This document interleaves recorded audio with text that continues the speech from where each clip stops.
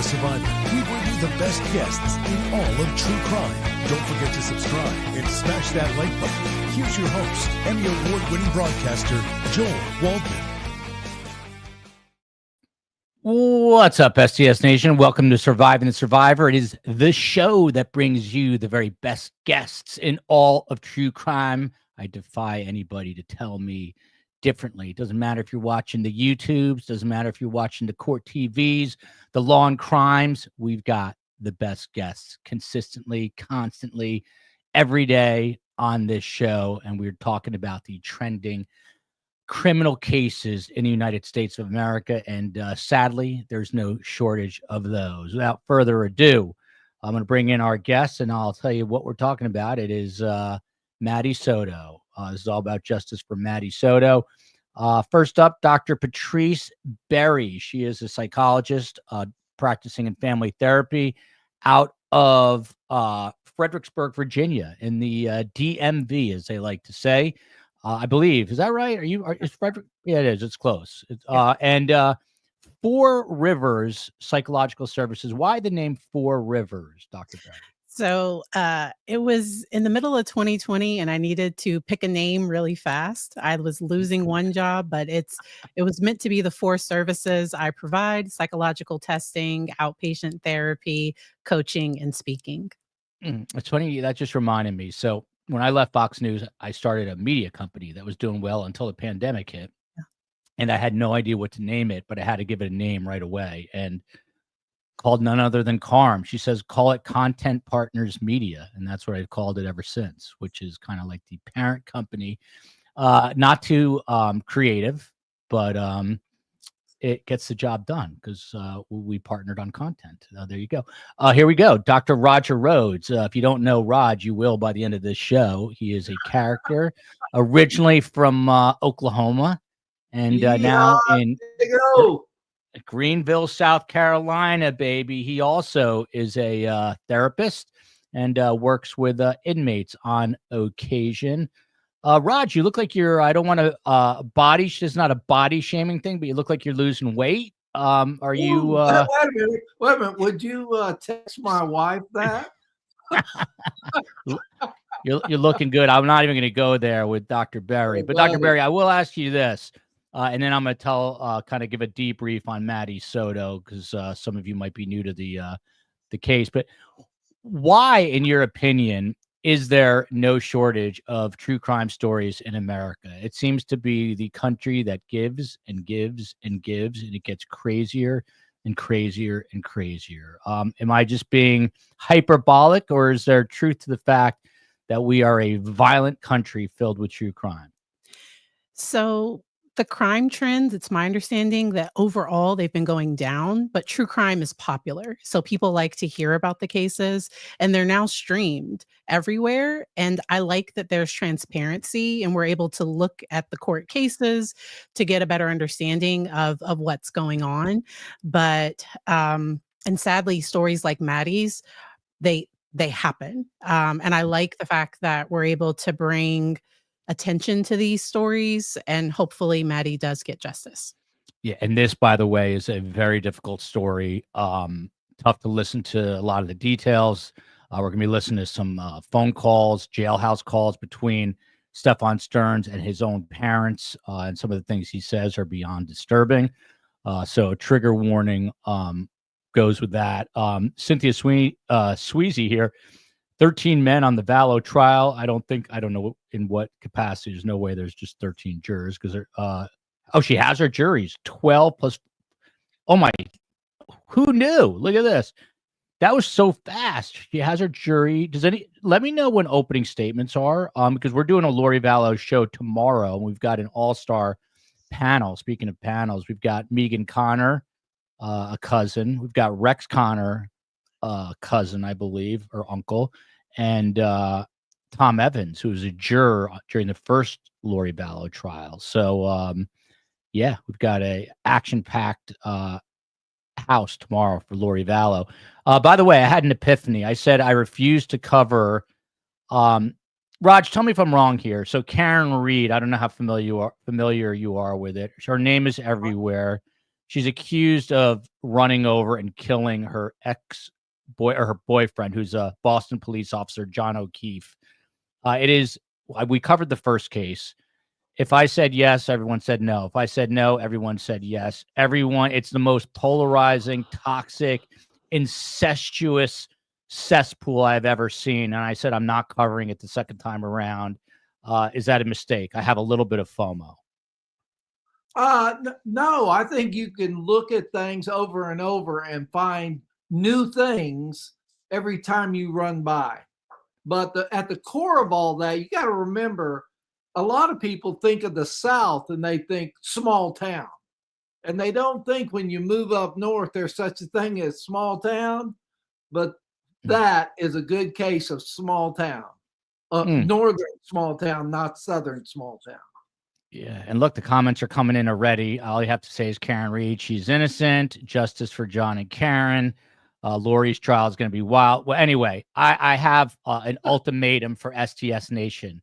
I will cover Karen Reed under one condition, and you guys can help me do this under one condition.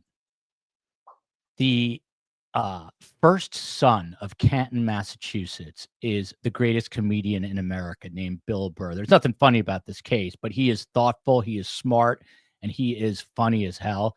If he will come on STS as a contributor once a week, he's doing a Broadway show, I will cover, just for that, I will cover Karen Reed. But right now we are on target to cover Lori Vallow. So if anybody knows Bill Burr, get on his case. Hit him up on Instagram. Jerry Michael's saying no, Karen Reed, please. I feel the same way. Although I got to tell you, honestly, I get FOMO. I woke up today. I'm a bit of an instigator, and I tweeted out. You have to find it on X at Podcast STS. It's April Fool's, so I basically said that all the attorneys got into a bar fight at the bar where all this happened last night, and Karen Reed had to step in, and she broke 3 fingernails. And it went on and on and on, and everyone was tweeting at me, calling me a moron. And I said, thank you very much. And it ended with 97.87% of Bostonians were more upset that the Red Sox lost by 3 to the Orioles, which is definitely true. So that was my tweet. All right, enough of that. On to Maddie Soto. This, again, is a very disturbing and sad case. 13-year-old girl.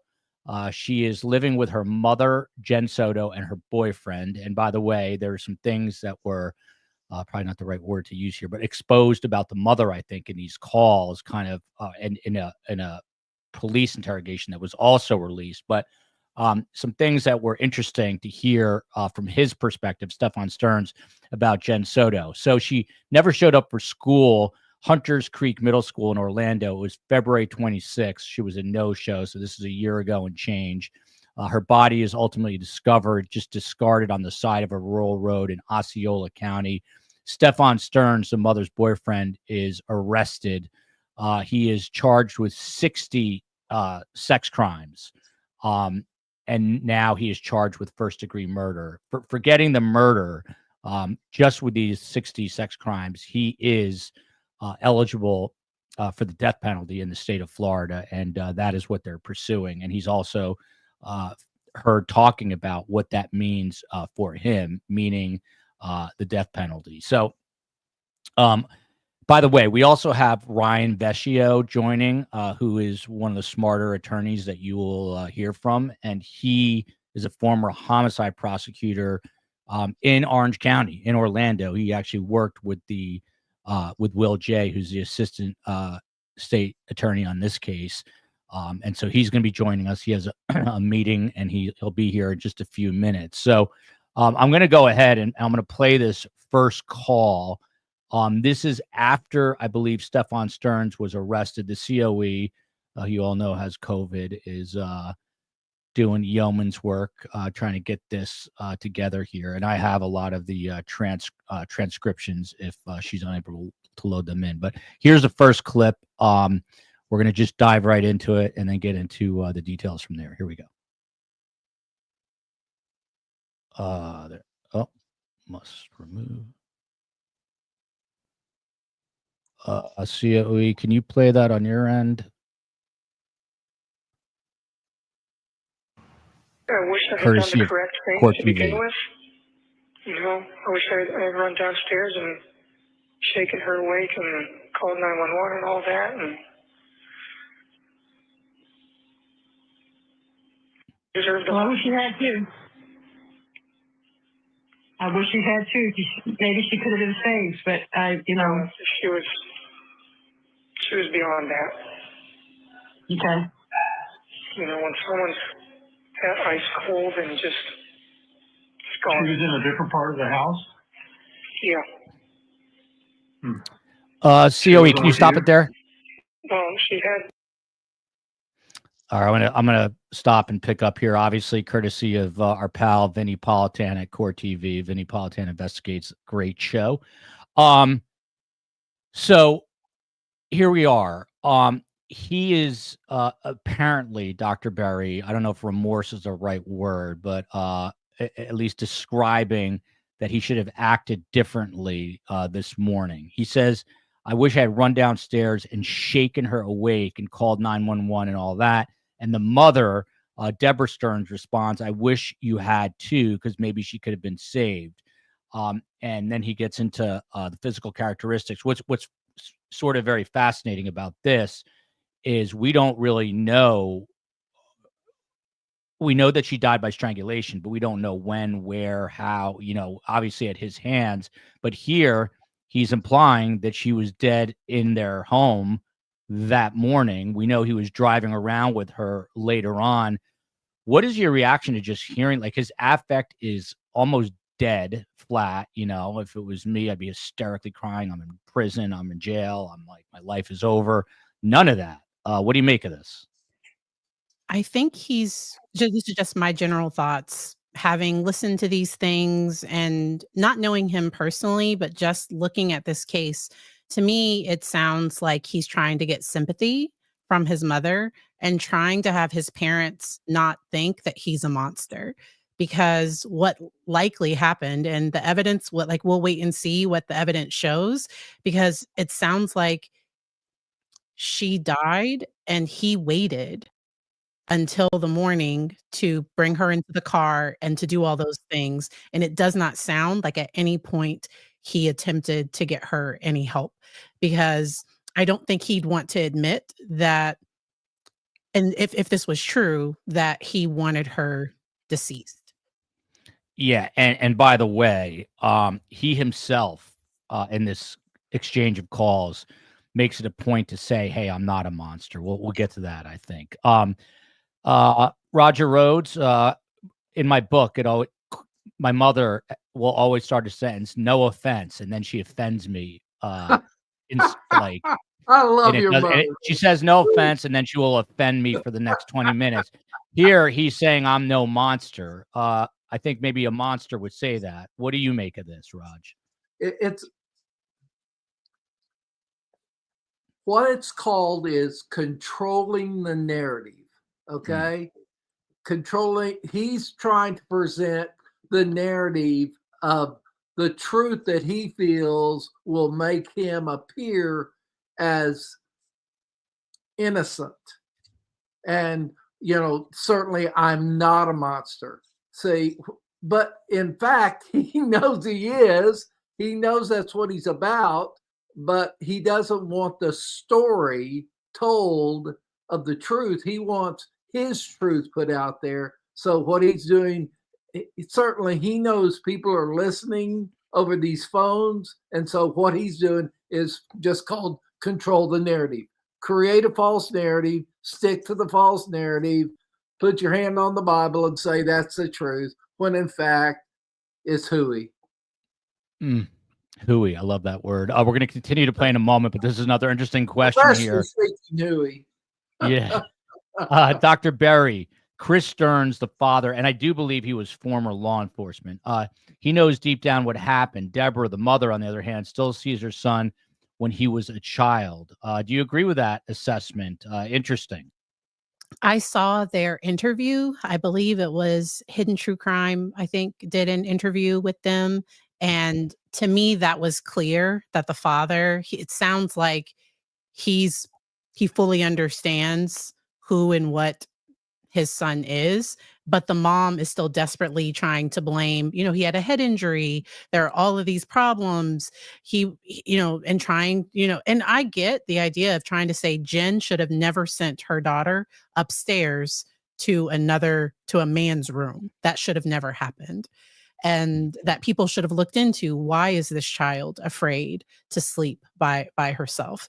And so to me, I could definitely see the father kind of understanding more, but still, I think they both still support their son. And as parents, we just have to make sure to not enable behavior, because I can support and still hold you accountable for your actions. Yeah. Miami Myron, my man Myron. I believe his dad knows everything now. And here we've got, yes, he does. She's delusional from Sharon I. And look who's popped up here. The man we've all been waiting for, Ryan Vescio, who is former homicide prosecutor in Orange County and now works with very well-renowned Orlando criminal defense attorney Mark Najim. How are you, Ryan? Not hearing me, but he will eventually. Ryan, you got me? I got you. Oh, there we go. Awesome. Here we go. Sorry about that. Yeah, no worries. COE, we're going to come back to this sound in a second, but let's leave it up there. But Ryan, I just want to backtrack a little bit. The public defender here is a woman named Alicia Smith. Are you COE, why are we kind of cut off like this? I've never seen this. Oh, there we go. Okay. I didn't know what was happening there. Technical problems.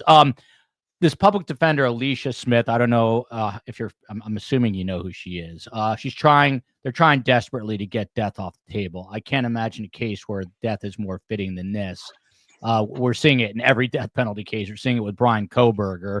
I'll be honest, I'm not exactly sure where they stand with this, but it is obviously a death penalty eligible case.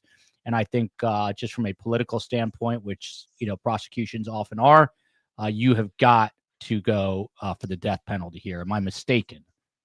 No, not at all. And if you're following Florida statutes, this is the penultimate case for the death penalty, just based upon the nature of the incident, the prior abuse with Stephan Stearns, and the fact that that the victim in this case is a child that's just going to school and just wants to grow up to be something someday. And we can have fair debates all day long about the death penalty and its applicability and whether or not we should have it or not. But prosecutors are charged to enforce the laws that are enacted by the legislature. And in this situation, the state of Florida has capital punishment. And as the state saw as the state noticed in their intent to seek death, there are a number of factors here. We're gonna get to some sound as well, I hope, where he's talking about the death penalty. But Porky's pal, by the way, shout out to Lorna McKenzie, Jody Arrington. They've been in this chat for many, many months, if not a couple years. So thank you to them, and a lot of new names. Crazy Mom RN has been in here. Nicole Longo just messaged me, and I responded finally. Nicole, any chance Jennifer could be arrested? Ryan, in these Jailhouse calls, there's some interesting information that comes out. Basically, where he's saying that Jen knew pretty much exactly what was going on and almost encouraged it. I mean, does that prosecutors, obviously, they listen to Jailhouse calls all day long. Is it enough now for them to pivot? How would we know if she's in their crosshairs, or would we not? Well, unfortunately, you wouldn't know until she was charged. Now, I would not trust Stephan Stearns to be my key witness in anything. Nonetheless, a prosecution against his now I would hope to be ex-girlfriend. Mm-hmm. Yeah, it'd be amazing if they were still dating. So, I mean, what else would you need, I guess, in terms of corroboration there? I mean, what would be the evidence to link her enough to be able to charge her? Well, we obviously know that she was around. We know that she gave at best, inconsistent statements to the police. If there was a person, if there was a third party who witnessed something going on with Stephan Stearns and Jennifer was there, then that could help to provide it. Oftentimes, prosecutors are put in a really tough position to where you have somebody who's technically committed a crime or potentially committed a crime, but is their evidentiary value higher in not charging them and giving them the right to remain silent versus going after the predator? Yeah, I'm looking at some of these comments. Cynthia Sweezy saying that if he had any actual factual evidence, he would have flipped to try to get the death penalty taken off the table. I don't know, but yeah, Will J. Remind us, Ryan. I was trying to think because you explained this before, but Will J. prosecuted Sarah Boone's case, which I was at. That's Orange County. They lived in Kissimmee, which is Osceola, and the body was found in Osceola. So why is Orange County prosecuting this? So although Florida has 67 counties, it only has 20 judicial circuits. So some of those circuits are multi-county like this one. There you go. There's the answer. And Will J. is about as good as they get there, although not the friendliest guy. Nice guy. He wears crazy socks. So you'll be getting sock updates if I cover this Well, case. I mean, who do you want as the prosecutor getting justice in your case? Somebody that tells a good joke or somebody that gets the job done? Definitely someone that gets the job done, for sure. So I'm going to mix in some of the legal issues with the psychological issues. We've got two psychologists on the panel, one that needs one, and then the homicide prosecutor, the former homicide prosecutor. COE, can we continue to play this sound out a little bit? I need a few therapists, I think. Someone said I look like Adam Carolla. That just ruined my night. Here we go. These are the jailhouse calls again.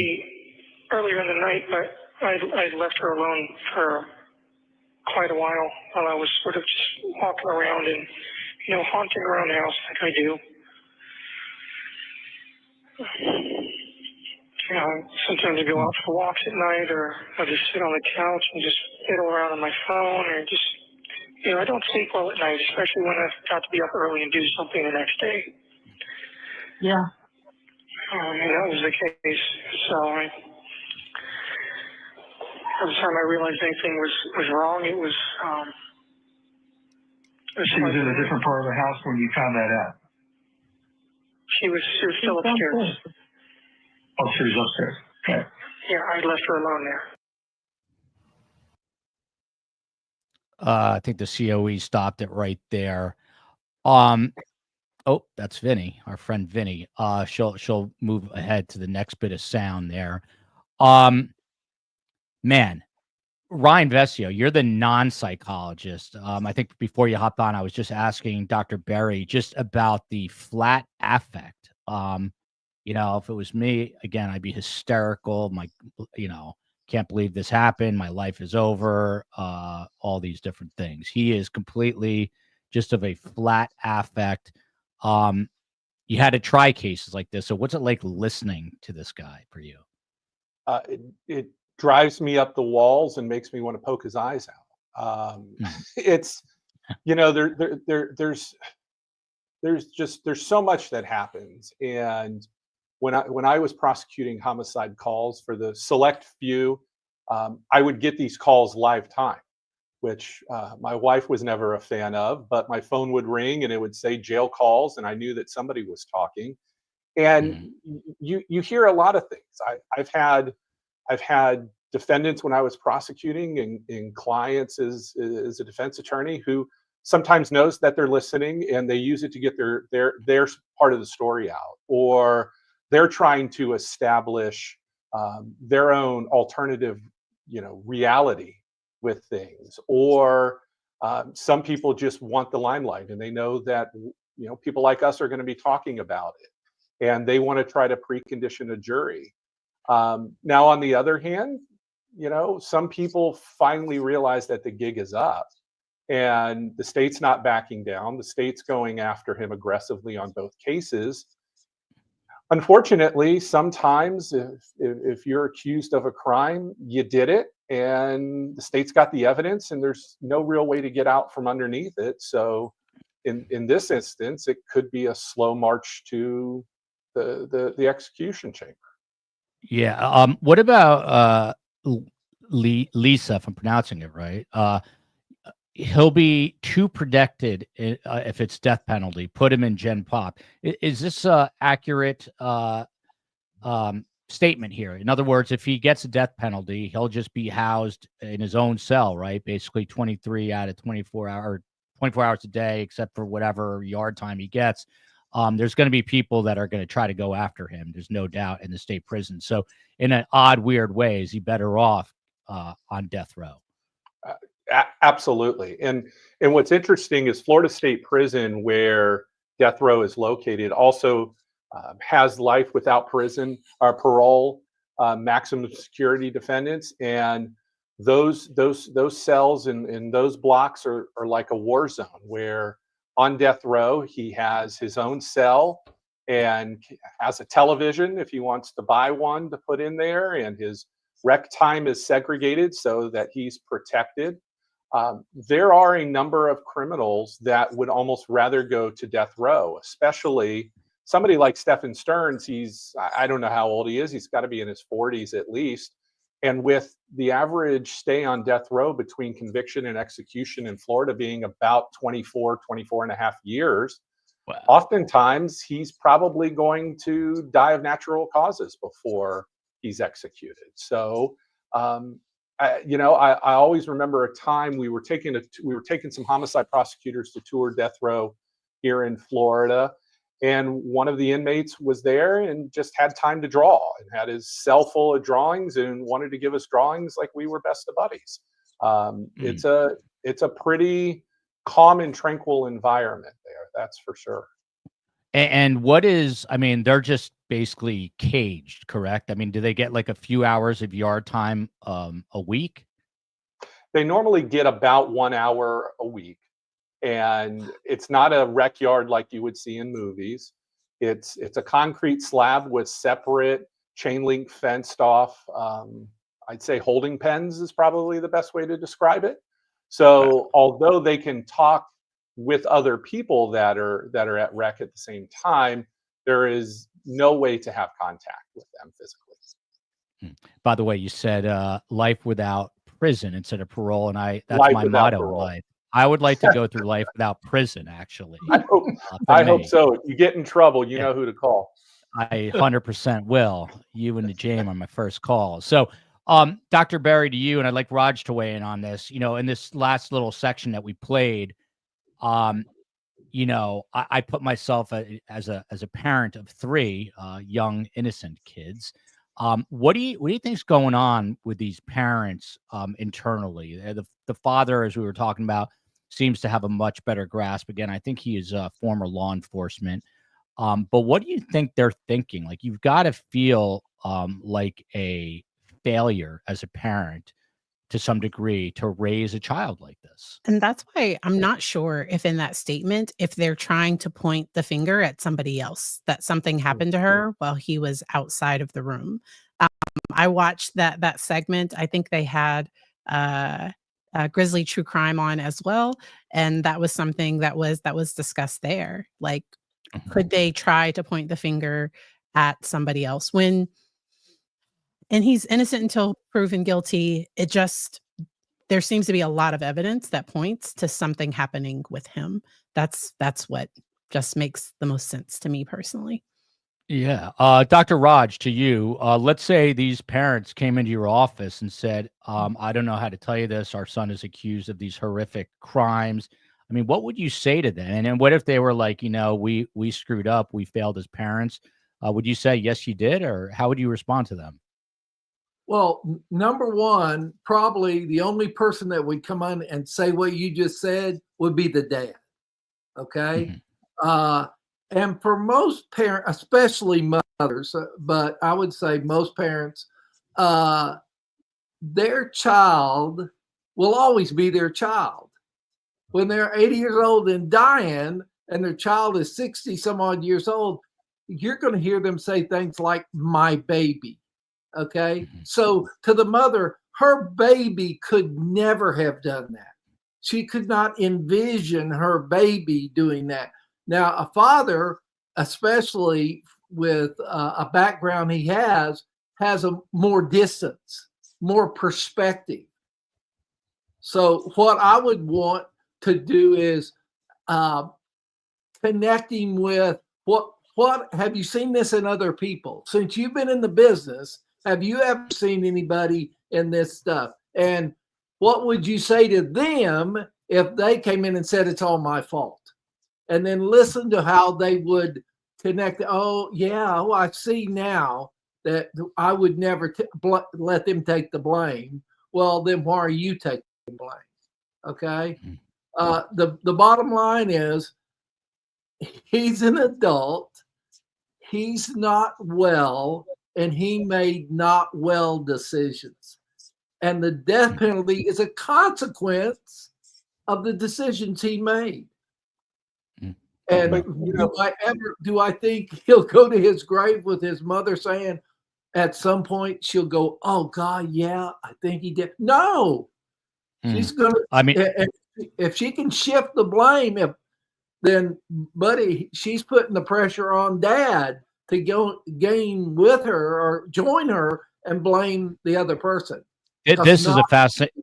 Yeah, Raj, this is a fascinating comment. The mother's psyche would rupture if she saw the photos. What do you think would happen if she was able to view some of these things that her son was doing?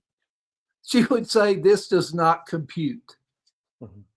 See, you have to have a position of being able to take the information and process it. And so and that means I have to own the fact that my child is now an adult and I've helped them move to adulthood. Here's the phrase, the best I could. Nobody does it perfect. So here's the best I could. But do I believe that's what she's going to do? No, I think it's my baby. My baby's innocent. And that woman, nothing better than to put the focus somewhere else, put the blame somewhere else. And even by creating what we heard on the line, he's creating the role of victim. I'm a victim of all this. Whatever you see, Mom, that's not, I'm a victim of this. You know me better than this. You know I wouldn't do this. That is the kind of dialogue he's going to have. And I heard someone say, well, what's he going to do about losing that flat affect and losing your life? Well, first of all, Joel, he has to have a life to lose a life. And I question the first part. Yeah. Did he ever, quote unquote, have a life, or was he just going through the motions? But there's something that I think is really demonstrative here, Joel, and I've seen it a lot through my career. And I think Dr. Berry talked about this as I was listening to the start of the show on the way here, and that is, this is the essence of true crime, because what you're seeing to a large extent is, as a criminal case goes through the system, you often have both sides of families and both sides of friends asking the question, why? Maddie's parents asking, why would this happen to her? But unfortunately, since parents can't always pick their kids and kids can't always pick their parents, oftentimes I've seen families through my career of somebody accused of an atrocious crime asking the same question. And sometimes there is a genesis and a nexus between the parents and what they've, how they've raised their child and their child. But I think it's also important to remember sometimes that the parents are just trying to live life the best they can, and they're hit over the head, as Dr. Rogers talked about, with is it truly a monster? And at the end of the day, if you look at any criminal case and you look at this case goes and he's convicted, and it goes to a sentencing phase, and he's recommended the death penalty, and then it goes to the final hearing and the judge imposes death. The reality of that situation is everybody in the courtroom pretty much has lost. I mean, Maddie lost her life at the very beginning. Her parents have some form of justice, but knowing that there's finality. But Stephen Stearns dies, and I think even his parents, a part of them do too, and because those questions always linger for him. But this to me is one of the aspects of true crime that people that watch don't always fully appreciate. Mm. This comment is interesting too, Dr. Berry, to you, and then we'll get back to some of the calls, and I'm going to mix in some of the latest legal issues as well. But Dr. Berry or Dr. Rhodes, Dr. Berry, according to FOIA logs, Stefan has been turning down showers for weeks at a time. By the way, you'll be shocked to know that both he and Donna Adelson are complaining vociferously about the horrible jail conditions. But do you think that might be from fear or from depression? What's your take on that he's turning down showers? If this is I would first suspect, especially if the other inmates are aware of the types of charges that he's there for, because child predators get it the worst in prisons. It's a hierarchy where the people that have it the worst are the people that harm children. And so he might be turning that down out of fear of something happening to him. He doesn't seem like that he would do well in a fight with another man. And that's just how he comes across. He comes across, and I don't know if that's true, but he comes across kind of weak and passive. And often people that intimidate and manipulate children, they often don't do well in their adult relationships. And so I would just suspect that a part of it could be fear. And I don't know, because his family probably watches all of that too, because I know initially his family was very supportive. They were sending him books and they were doing all of those things. I don't know where their support lies now for him. You see Cooler by the Lake here that he targets people like this, target the women to get at their kids, which I'm sure there is a lot of truth to that. And then look at this 3D time. You truly have the best guest. Love Dr. Berry. Who would not love Dr. Berry? And then this is fascinating because it's a name upside down, McPigeon. How do you write a name upside down and right to left? I need to know how one would do that. I need to know. But Raj, you also mentioned framing the narrative, and I promise we're getting, but there's so many good points I think that are coming up. But in terms of framing the narrative, like, he is so passive in the way he describes her body was cold, but he says nothing about how her body got that way. He is completely removing himself from the equation in the way he's describing the situation that he is laying out. So I assume that's what you mean by controlling the narrative. Do you think he's even aware that? Do you think he's even aware of this?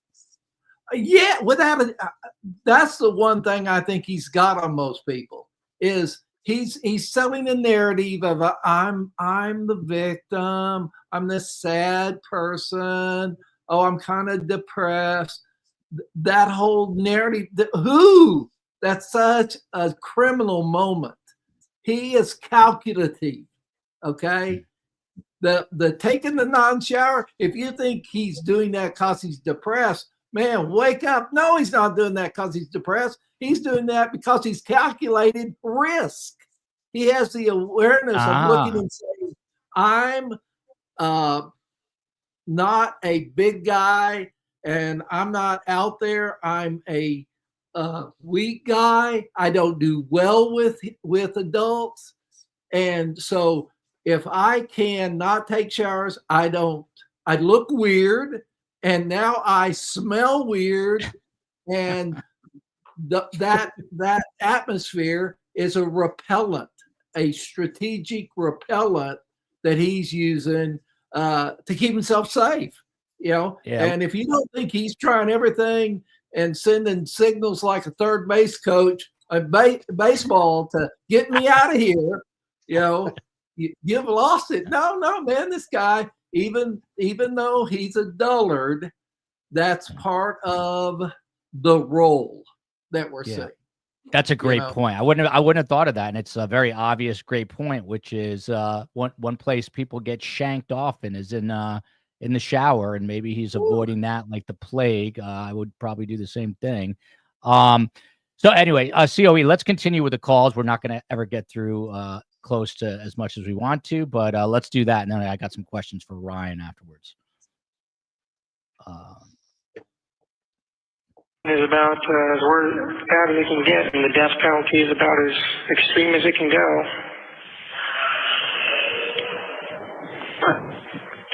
I don't even know what method they use down here.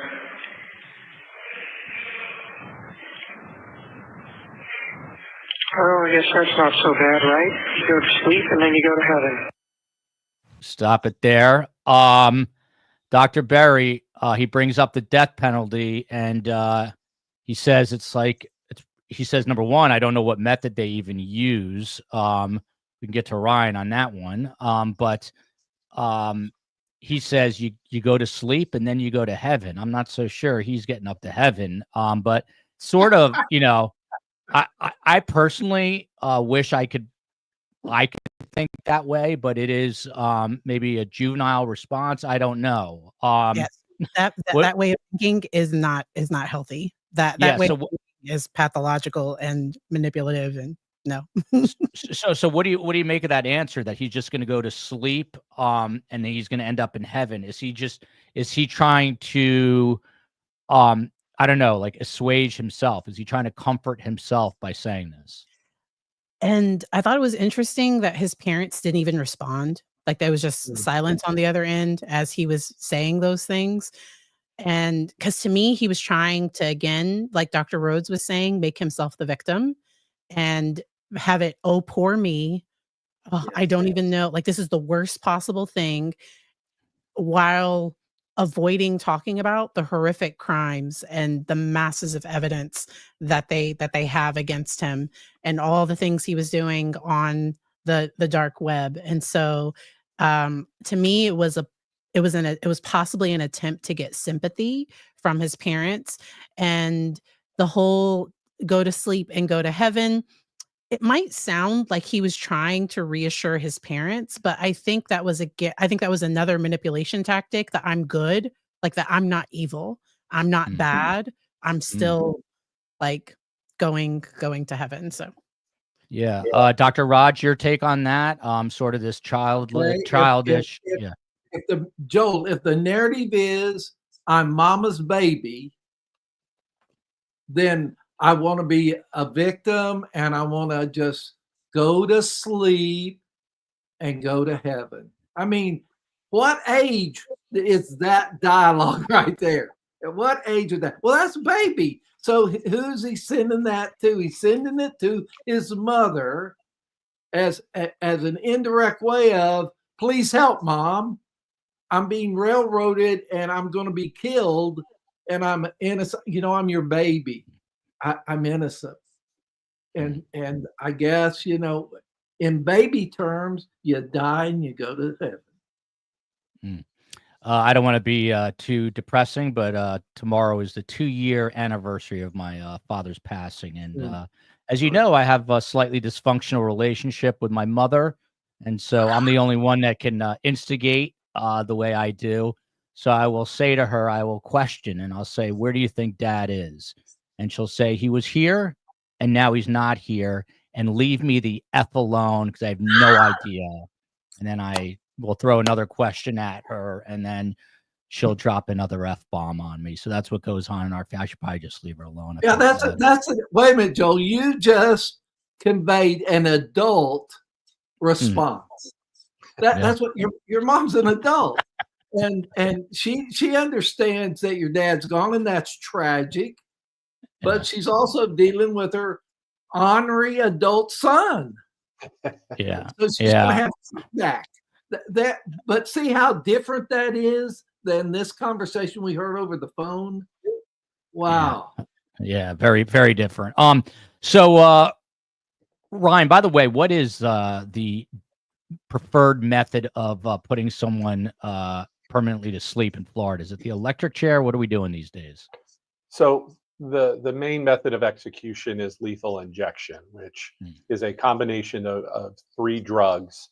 The first one being a strong sedative. The second drug being a paralyzing drug that basically stops breath.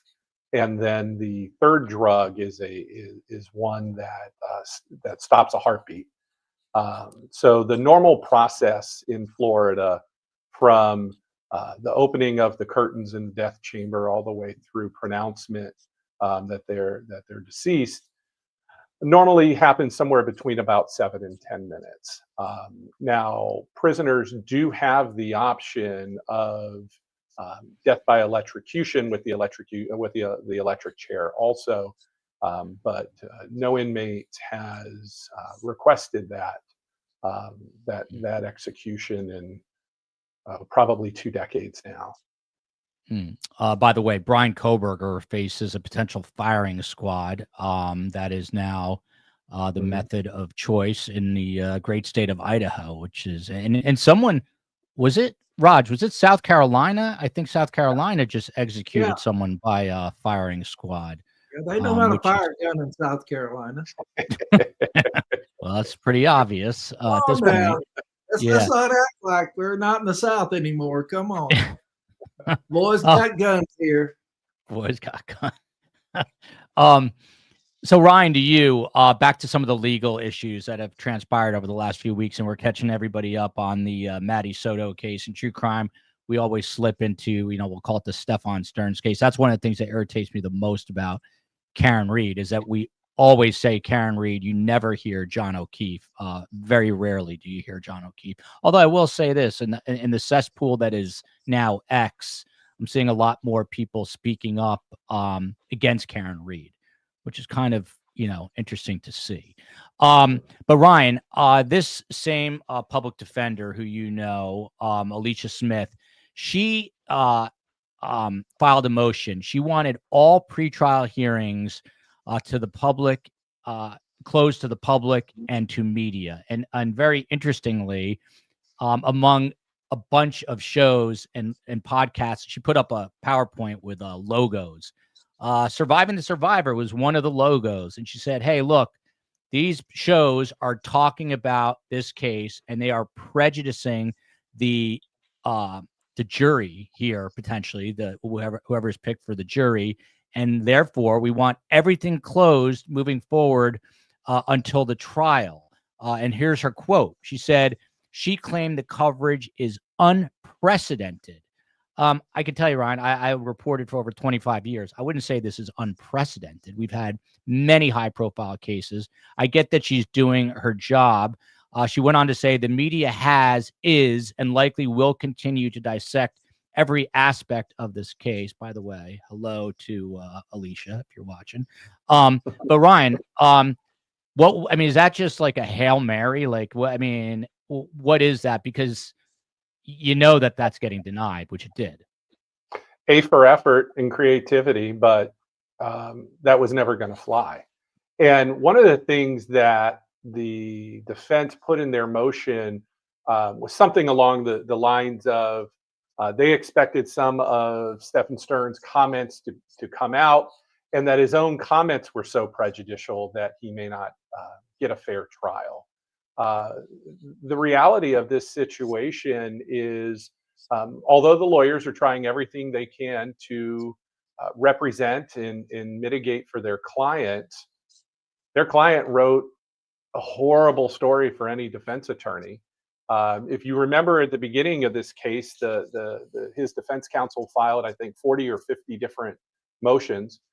So much of that is basically rules it's the seeking of rulings on appeal. So anything that's not presented in the trial court cannot be presented in the appeals court. So this case, if and when the state gets a conviction in this case, it's automatically appealed to the Florida Supreme Court. Then it'll be sent to the United States Supreme Court. Whether or not they hear it is up to them. And then it's going to come back to the trial court for ineffective assistance of counsel motions. And whether or not the defense attorneys represented him or made mistakes that no reasonable defense attorney would have done. So the filing of these motions, in essence, sort of covers the defense attorneys. And then if ineffective counsel is denied, it's now going to go through the Court of Appeals, then the Florida Supreme Court, then the U.S. Supreme Court. So this is all about record. And these types of arguments are made in every case, but we saw in the Hearst decision the United States Supreme Court latched on to common objections and common motions filed by defense attorneys in capital cases, and it temporarily ended the death penalty here in Florida until the legislature stepped in. So they're doing their job, but this one was never going to get granted. Yeah.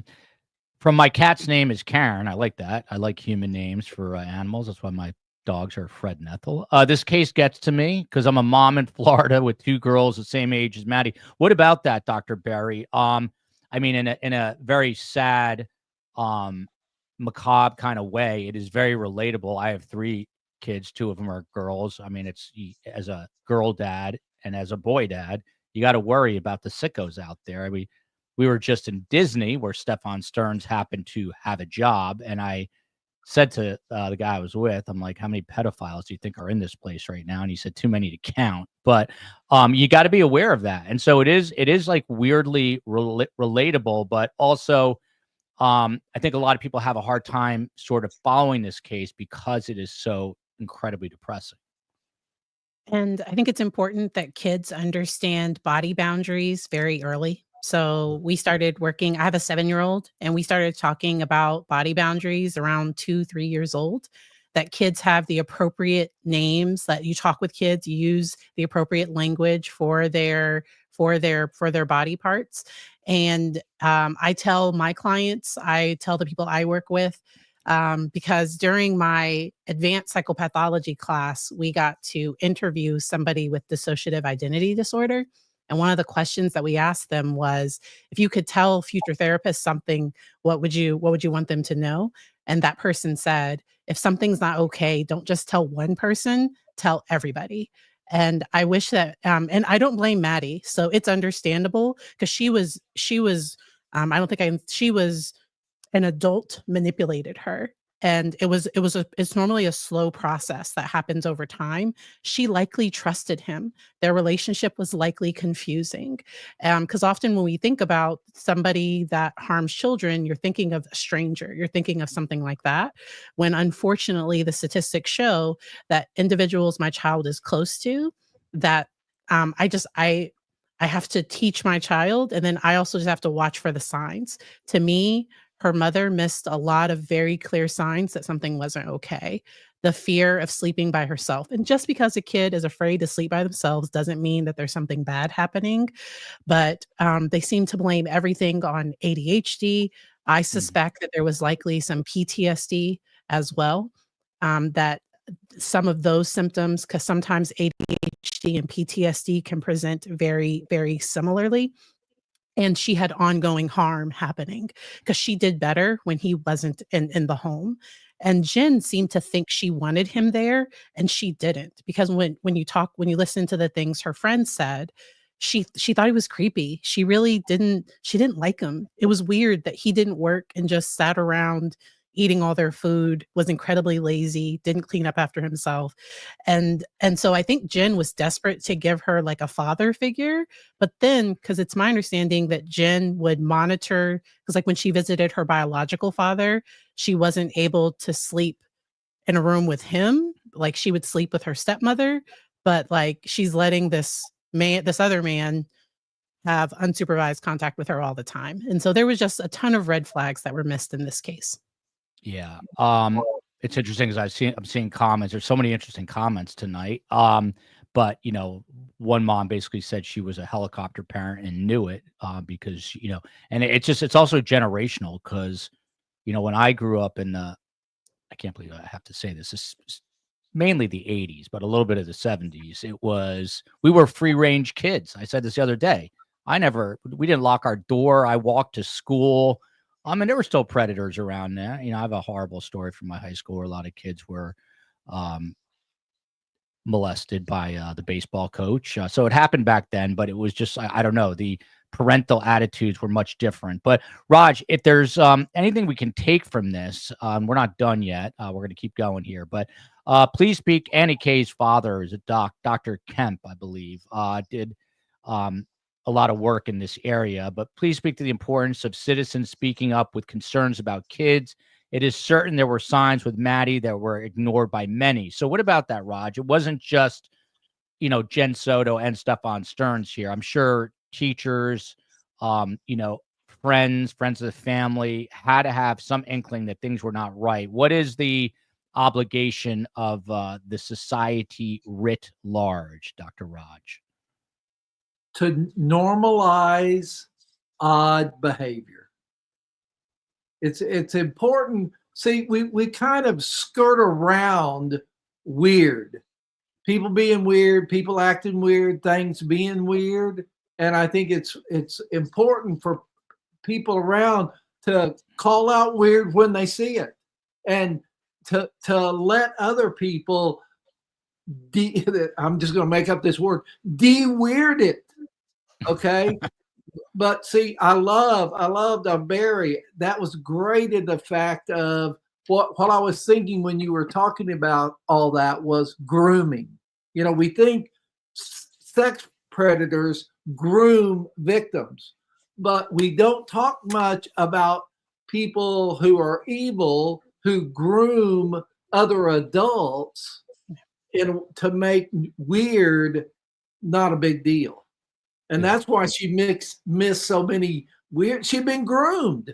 She'd been groomed to the point of she was dull to the that he's weird. But the little girl telling her friends, she's weird. He does weird stuff. Yeah, and that's where it's important for people in society to shoot up a flare for weirdness.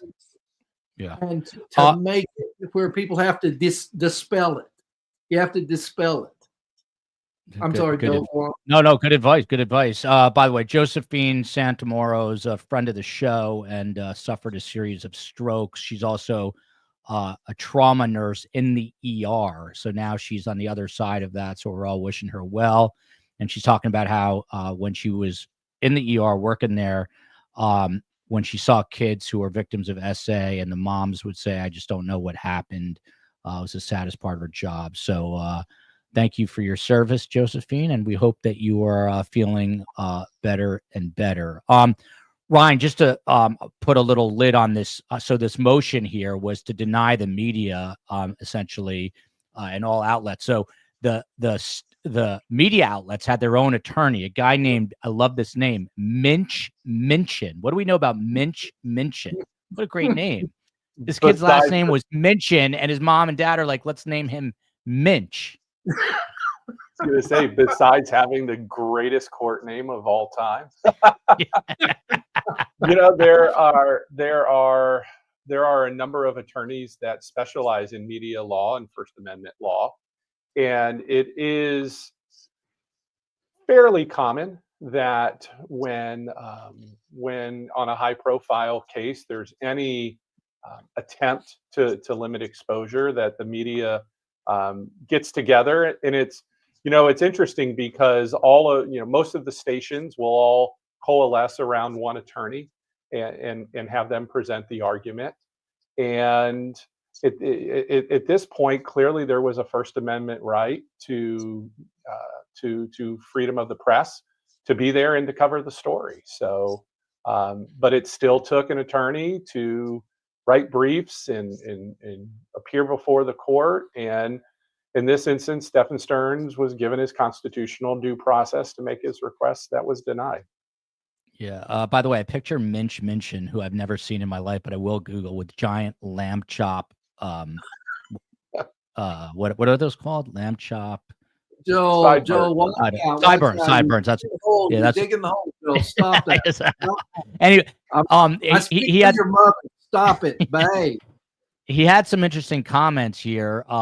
Minchin did. Prominence does not produce prejudice. So, making something prominent does not necessarily produce prejudice. And he went on to say that jurors don't need to be ignorant. They just need to be open-minded and unbiased. And then Will J. Of Sarah Boone fame, he chimed in saying that there's absolutely no evidence that the coverage has tainted the local jury pool. And he went out and said, look, shows like ours and things on Reddit, they're transmitted all over the world. So this isn't specific to Osceola County necessarily. So these are all good arguments, but again, Ryan, this is what this guy does. He fights for the media, so I'm sure he probably recycles some of these lines in court. Correct? Yeah, oftentimes it is often interesting when you get a civil attorney who gets involved in a criminal case, and I represent civil clients also, so I guess I'll be critical of myself for a moment. But oftentimes, what you see with lawyers in general is they're not in front of a camera, and 98% of lawyers have a very strong opinion of themselves. And it's the one time in front of the camera, and some attorneys I know will polish those lines for days and have them typed out in 48-point font on their notes. So at the end of the day, his recitation of the law is correct.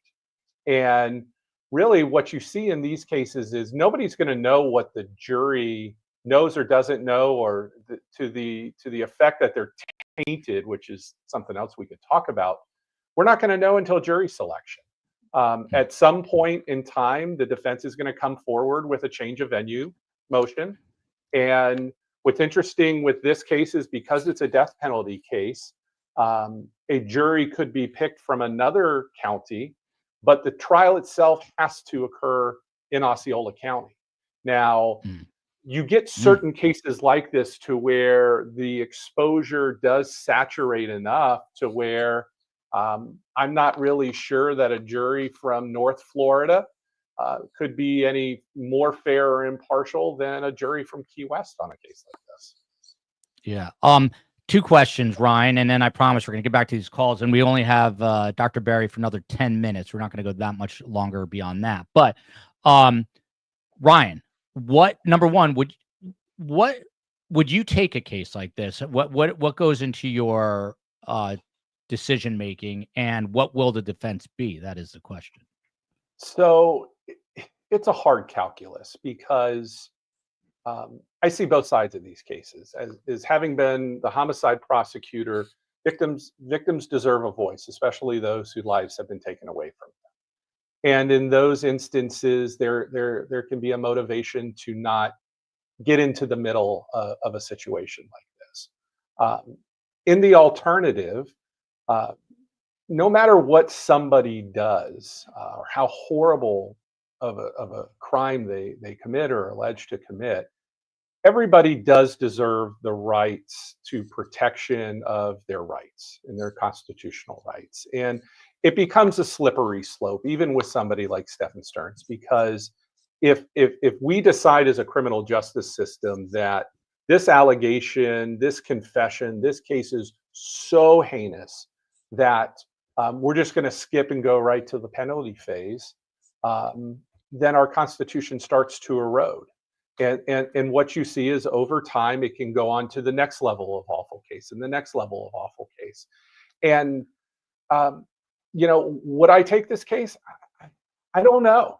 I'll be completely honest with you, Joel, because it is difficult to face almost the scrutiny of representing somebody like Stephan Stearns. Although I believe in the Constitution, and I think the Constitution makes this country the greatest in the world, and it makes our criminal justice system as strong as it is, even with the incidents that happen. So Stephan Stearns deserves a defense, and in the same sense, the state has the obligation, and Will J., who I've known for a long time, and all prosecutors take on that burden of establishing proof beyond a reasonable doubt that a crime happened and that the person accused is the person who committed that offense. So, and lastly, I'll say that, and it may seem disjointed a bit, but prosecutors also have a constitutional obligation to ensure due process for the people that they prosecute, because it's easy for the prosecution to cut corners and not disclose evidence and hide the ball on certain things. But the good, the right, the proper prosecutor wants a defendant to have all their constitutional rights enforced so that there's integrity within the system. Yeah. And so what about Icigal comes to us from Turkey?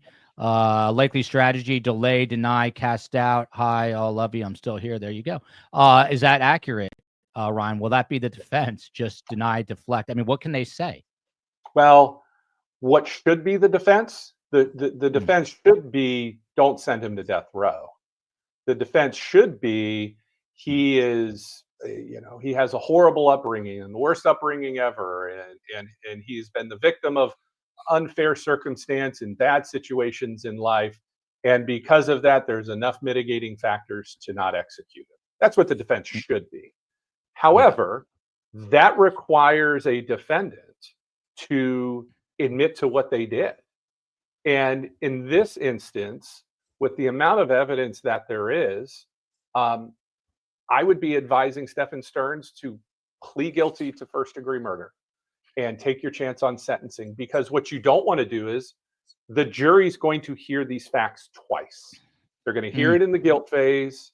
They're going to hear it in the penalty phase. The time period between guilt phase and penalty phase is a couple of days. What are they going to argue at trial? Well, there's circumstantial evidence, and nobody actually saw him commit the homicide.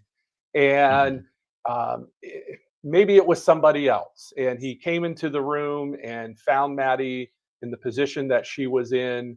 And it's sad, it's unfortunate, but there's no proof that it was him. There's no fingerprints or anything like that. I just find that from a credibility standpoint, he's either got to make the decision to try to save his life or to try to beat the case. And I think with a lot of defendants, it's so hard for them to admit and mitigate. But in the same sense, sometimes you're faced with all or nothing, and you take every shot you got.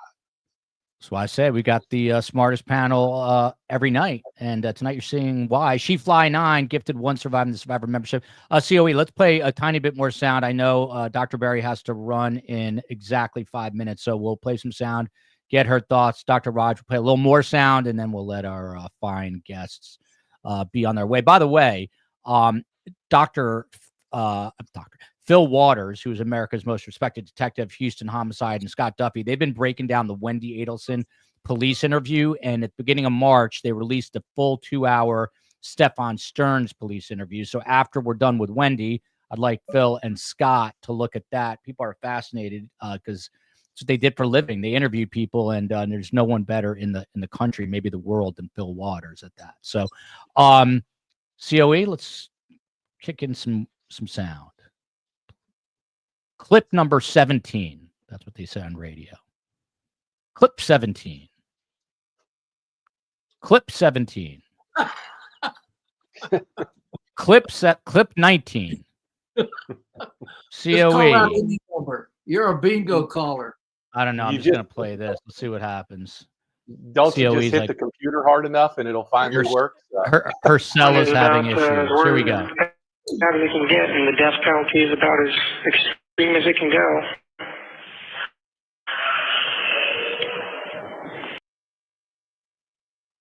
COE, that's COE. I don't know what's happening here, so here we go. Like in life, I have no control.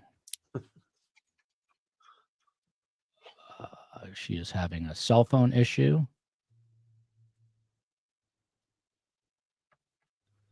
She's having more of a cell phone issue. You know what? I'll tell you what I'll do here. I have, since I'm very well prepared, I have the written transcripts here. So this is disturbing, everyone. Little trigger warning. COE looks like she's about to play something here, but she's faking us out. But while she's getting that ready, they're talking to Stefan. This is parents now, and he describes finding Maddie unresponsive. And the quote is, seeing her pale face, blue lips, how ice cold she was. When they're gone and really truly gone, there's nothing you can do. There's no coming back. She was past the point of no return. I mean, Dr. Berry, it just gave me goosebumps. I mean, it's chilling. But again, it's like he's looking at this like as a third person, like this was not his doing.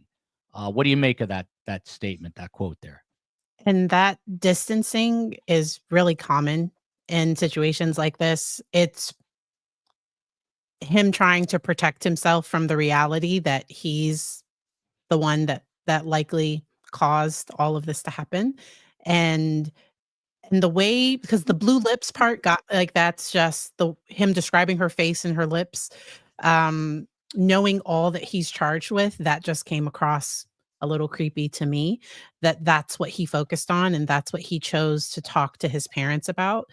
Uh, and it's this is just a really, really sad case. And, I hope that, because I wonder if some of these calls will come into the trial. I could imagine if there's anything that, he tries to say, "Oh, I didn't see her after," or "I had nothing to do with disposing her body," even though they have that on video. Um, I could see some of these calls being brought in to his trial too, and for the jury to have to listen to all of Yeah. this too. Dr. Berry, can you give us 2 more minutes of your time? I want to read. So this part is very interesting here. I can. Yeah. So this is they're now discussing, and we'll get the audio eventually, but they're discussing the inappropriate images found on his phone. Right. This is the parents speaking to Stefan. Stefan speaking to his parents. And Stearns indicates that Jen Soto, his girlfriend, Madeline's mother, was aware of Madeline's feelings toward him, which is just sick to begin with, because he is characterizing it as though she was having feelings for him. And here's his direct quote. She was aware, meaning Jen Soto, that Maddie had certain feelings toward me. Let's just stop it right there. That's a direct quote. I mean, that's sick. This is a 40-something-year-old man talking about a 13-year-old girl, and he is trying to justify it by saying that she had feelings for him, so it was okay. Does it get any more depraved than this?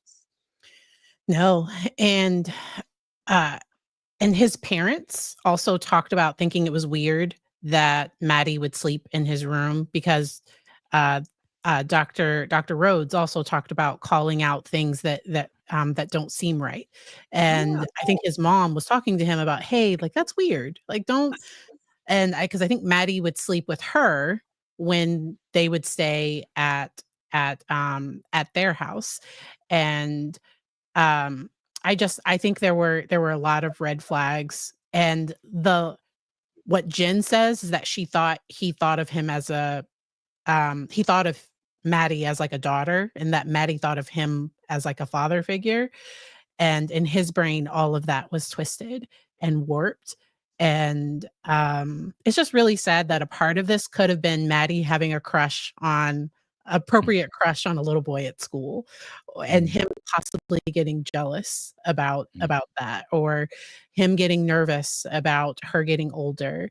And we still don't know for sure, to my knowledge, if it's been confirmed, like, if there was a possible pregnancy for her as well, which just brings up just so many horrific thoughts of, like, what the motive for all of this could have been. Because I'm sure outside of Jen, there were other family members that would have protected her, if would have protected Maddie, I think, if they had known.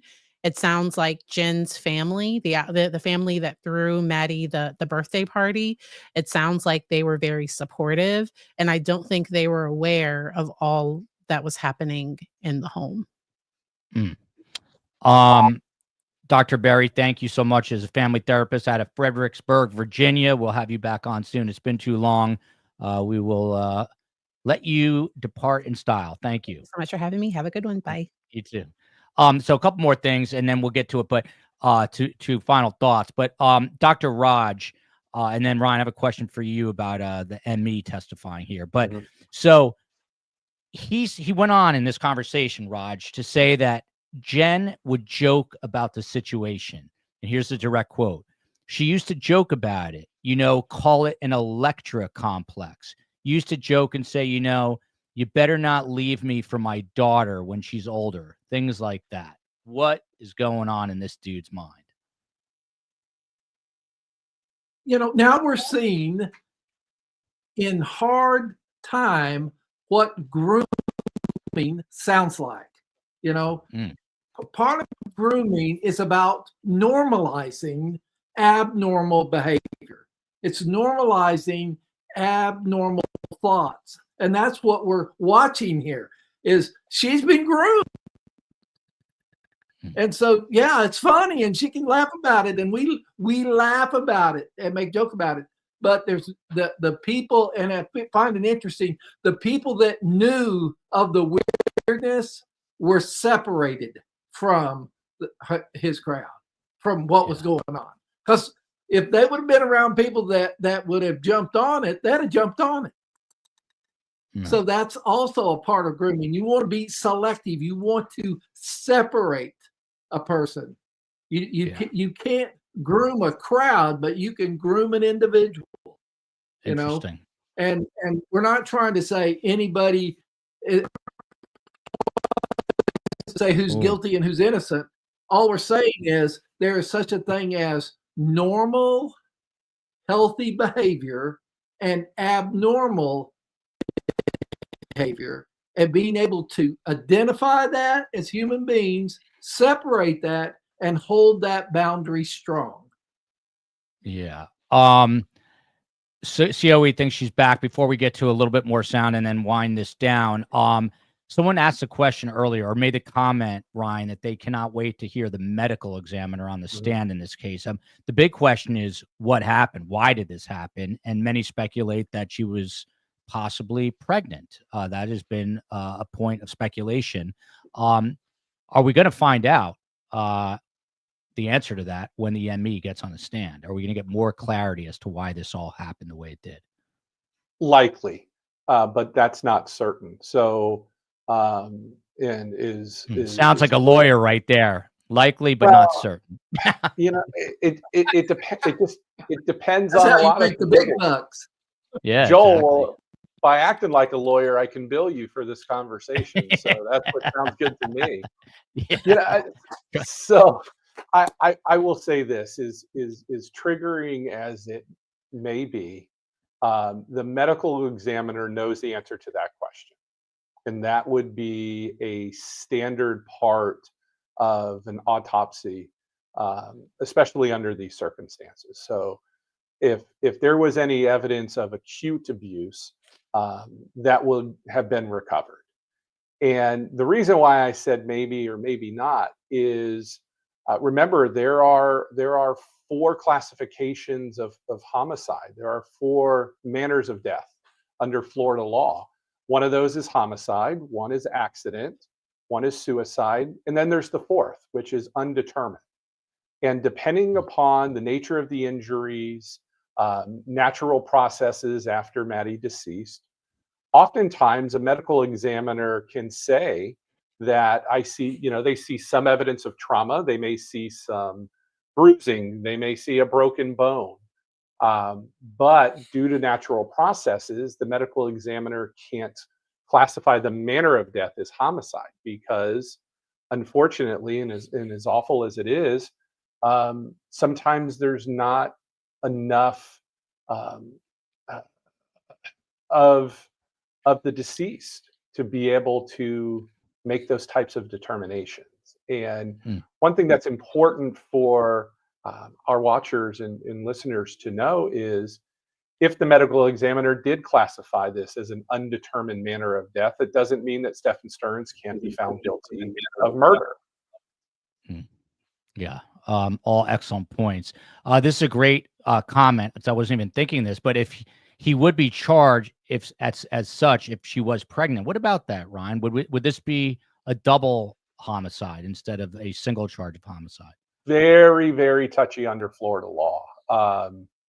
Oftentimes, the decisions that prosecutors will make on that type of charge is one of viability, because what the state has to prove is that Stearns committed an intentional act with the design to kill, and somebody died as a result of that criminal act. So in order to charge a case where you're bringing forth a second charge of homicide on an unborn child, there would have to be proof that the defendant knew that there was a pregnancy and that the child would have been born and been alive at birth, but for his criminal act. Very well said. I'm going to, it is Tuesday, which is just one day removed from Monday. But I see John here, and I like to address comments. And he's asking a million times why I'm refusing to cover Karen Reed. And then he finally says, I blame him. He's telling Nicole this, meaning me. A true journalist does not censor comments. That's so weak and lame. Include your audience views or don't have a podcast. I didn't know I was living in Russia all of a sudden, John, working for RTTV. Let me tell you a little story. This is the most incestuous, just absurd. It's a fascinating case, but what has become of it is a joke. There is no interest in justice for John O'Keefe here as a police officer. This is all you hear is Karen Reed's name. You see her name. She is a celebrity, and it's because of this show partly, but obviously all the other documentaries that have been put together. When we covered this case, no matter what I said, blue, then it's green, green, it's blue. Our mods took heat. Everyone, just the amount of hate mail. I don't get hate mail that often in these amounts, copious amounts. The people involved in this case are embarrassing to me as professionals on many different levels, many of the people involved. And am I going to have FOMO? Yeah, because I do like a shit show sometimes, and I am a reporter. So am I going to have a little bit of FOMO with this? If I'm being honest, completely. I did say there would be one caveat for me to cover this, and that is if the great Bill Burr, who is a comedian, and he's from Canton, Mass., if he will come on as an SGS contributor once or twice a week to discuss this, then I will gladly do it, because I would like to hear his thoughts on this. John is the new Brad. But Brad, I host this show. I don't work for corporate media anymore, and I'll do what I want to do, John. If you got a problem with that, buzz off. All right. Anyway, sorry. Raj, he goes on to say, and then we'll wrap it. COE, do you have sound, by the way? I love you, John. Please don't. Please look. He says, "Trouble, chill." I was just be John. You know I love you. I just I don't know who you are, but I just want to do things. Oh no, Joel, you missed a point. Oh, sorry about that. Okay. Anyway, COE. Here we go. Here's some sound, a little bit more sound, and then we're going to wind it up. By the time I realized anything was wrong, it was just far too late. Now she's been gone for a while. That's a fact, Jack. Okay. Just, just seeing her pale face and blue lips and how ice cold she was. And Look at Vinny. Look at Vinny. Vinny is pissed. Vinny looks like he just got a comment from John L. So Dr. Raj, there was another interesting exchange. We talked about this earlier on. In talking to his parents, he comes out and says, I know I'm not bad, evil, or a monster. I realize a death sentence is a real possibility. And then he goes on and this is his direct quote about jail. Dehydration, he says. He talks about his itchy wool blanket, having to settle for tap water, the toll of lying on a mat has taken on his elbows and ankles, subpar treatment for anxiety with medication, lack of pillows or sheets, and needing lotion for the worry lines that have begun to appear on his forehead. He also describes the facility as filthy, unsanitary, and teeming with ants. It's interesting because we just had Donna Adelson on who had similar complaints. And then he went on to say, again, I know I'm not bad, evil, or a monster. He goes, I'm the same person that cares about people and cries at movies. Dr. Raj, your response. Yeah.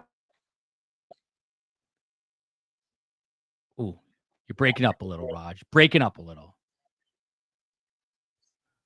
Ryan, your response, and then we'll come back to Raj.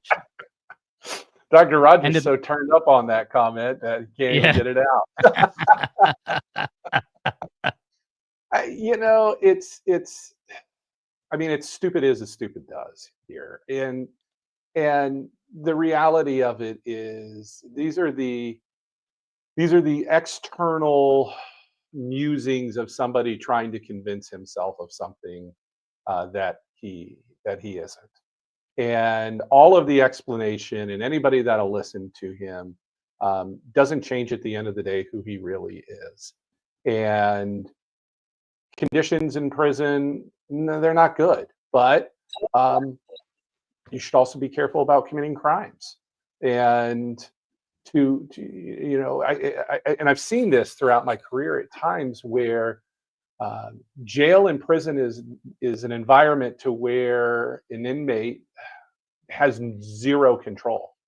And sometimes the control dynamics get to a place to where you hyper focus on the littlest things. What he should be focusing on is his defense and how he's going to stay away from the execution chamber here. Yeah, there you go. Got Donuts watching while scuba diving, but I met Got Donuts. She's from Toronto, and she is a character. So stay safe in Belize. Carm would not like you scuba diving. She would say it's too dangerous. Dr. Raj, do we have you back? I think you're, I don't know. I think this is going to be the end of the Dr. Raj show here. Not by, Dr. Raj, you're fading into obscurity. John, it's nothing personal. Great script writing is what I'd say about all that. You know, we just had to hear his truth. We didn't. Raj is freezing up, and now we're getting a unique shot. So I'm going to bounce him off. Ryan Vescio, I told everybody I don't want to. What's his name? Tubin. What's his first name? Tubin. Oh, Tubin. Jeffrey Tubin. Jeffrey Tubin. Yeah, you got.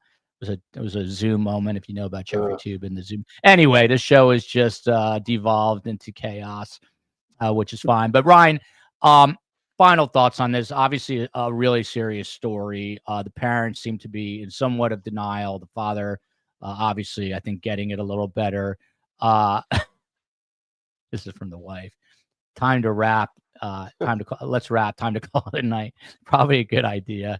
Joel, I think covering this case is so much more productive. I'm just tired of hearing her name everywhere when the story is not about her. You know, that's what drives me crazy. Anyway, Ryan, final thoughts on this. I mean, I know lawyers say there's no such thing as a slam dunk case, but the jury is going to see some of these pictures and it's game over. So why would he not listen to your advice? And by the way, if he does plead guilty prior to the trial, I assume it is not a free ticket off of death row, but the judge could take that into consideration, correct? Correct. If he were to plead guilty to first-degree murder, there's two choices. It's life in prison or it's execution. There you go. So how do you see this playing out? And then we will bid adieu. Well, the jail calls here give an insight into the soul of a monster. And at the end of the day, the evidence here is overwhelming. And this is why the statute is in place, because somebody who so horrifically and tragically took the life of an innocent child deserves the ultimate penalty under law. Well said. Really appreciate Ryan Vescio. I'm not just saying that to blow smoke. We have a lot of lawyers on here. He is definitely top tier. Very, very, very, very bright mind. And Ryan had an interesting background. You got to write a book, Ryan. He's come a long way. So kudos to him. Tomorrow night, we are Lori Valuing talking about another crazy case. And we've got an amazing panel for that. We've got her uncle, we've got her cousin, Megan, and we've got one of the jurors from the first case, Tom Evans, all set to come on the show tomorrow night.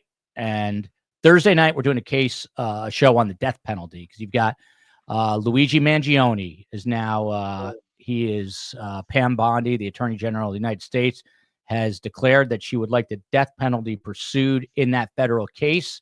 And you also have Brian Koberger. So we're going to be talking about the death penalty, another cheerful topic.